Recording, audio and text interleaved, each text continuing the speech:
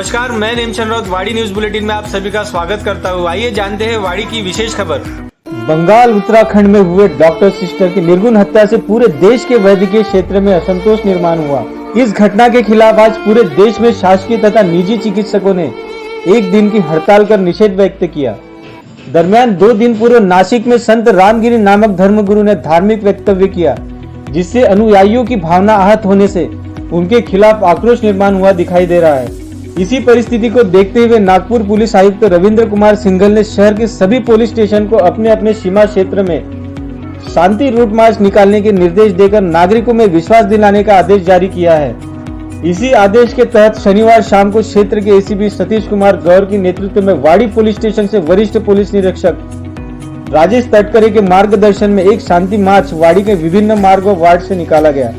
5 वरिष्ठ पुलिस अधिकारी और 30 पुलिस कर्मचारी इस रूट मार्च में शामिल थे।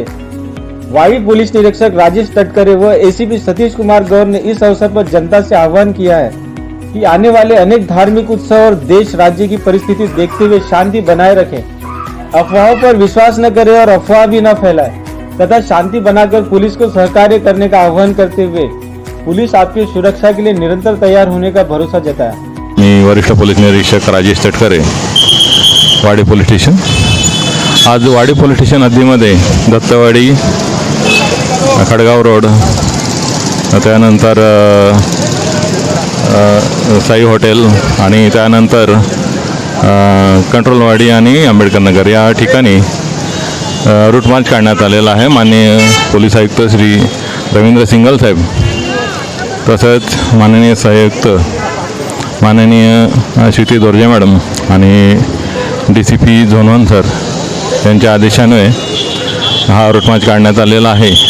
नाशिकला ज्या राईटच्या घटना घडलेल्या आहेत त्या अनुषंगाने पोलीस प्रेझेन्स आणि लोकांचा पोलीस आणि कायदा सुव्यवस्थे यावरती विश्वास राहावा की आम्ही त्यांच्यासोबत आहोत, यासाठी हा रूट मार्च काढण्यात आलेला आहे आणि सर्व नागरिकांनी यात योग्य सहकार्य केलेलं आहे।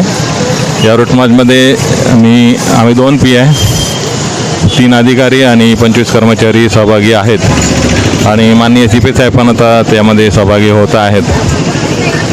लोकांनी पोलिसांवरती विश्वास ठेवावा आणि तो आमच्यावरती आहेच वाडीतल्या लोकांचा, आणि कोणत्याही अफवांवरती विश्वास न ठेवता आपलं जे दैनंदिन जीवन आहे ते सुरळीत ठेवावे, एवढंच आव्हान मी या ठिकाणी करत आहे। जय हिंद। आगामी काही कालावधीमध्ये जे सणवाराचे दिवस आहेत, लॉ अँड ऑर्डरचे विषय होऊ शकतात। त्याचप्रमाणे काल नाशिकला जी काही धार्मिक भावना दाखवल्याची घटना झाल्यामुळं जे घटना झालेल्या आहेत त्याच्या अनुषंगाने पोलिसांची सतर्कता म्हणून आम्ही हा रूट मार्च आणि जनतेला एक खात्री वाटली पाहिजे की आमच्यासाठी पोलीस हा रस्त्यावर उतरलेला आहे आणि एक सुरक्षिततेची जाणीव व्हावी या उद्देशानं आम्ही